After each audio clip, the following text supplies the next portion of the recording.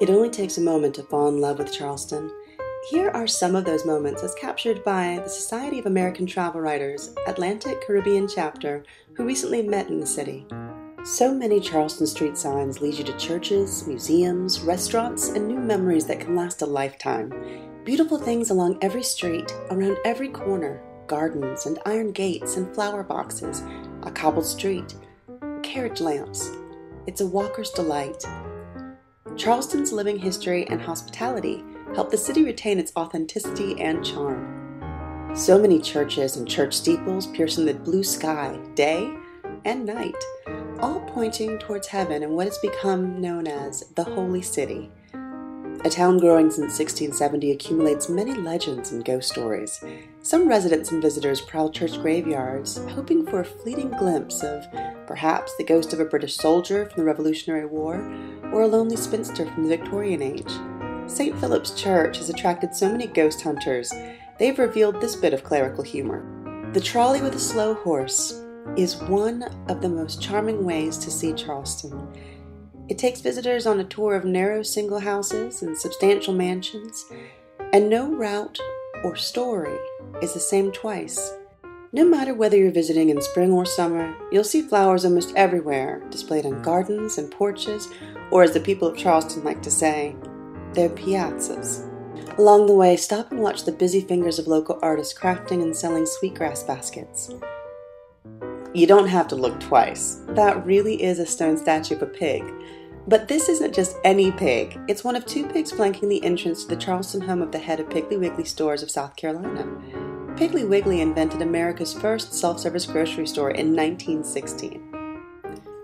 Charlestonians are very serious about their rice. This long-handled Charleston rice spoon is a symbol of Southern cooking, and it's also a traditional gift, something you can purchase in many Charleston stores.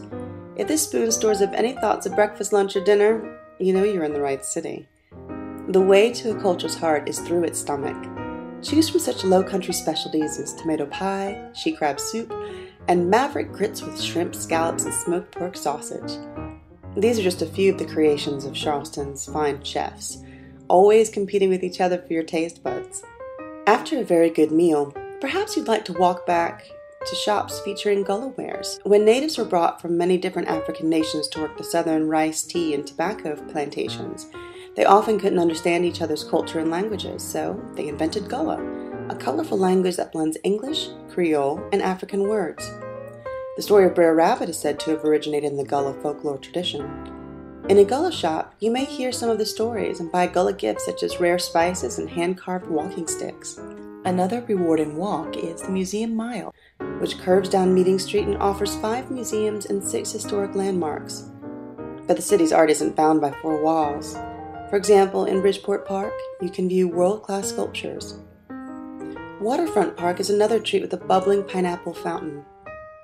Pineapples, traditionally with a symbol of hospitality, something that Charleston has in spades.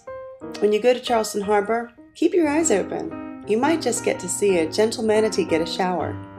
The city's waterfront and surrounding islands are rich with American history, beginning with the Native Americans, and then with early Spanish settlers, and many attacks, including that early morning on April 12, 1861, when Confederate cannons fired on the Union garrisoned Fort Sumner, starting the American Civil War.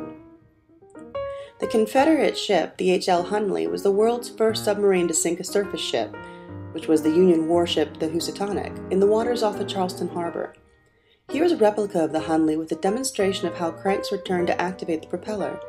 The Hunley itself sank beneath the waves after sinking the Housatonic.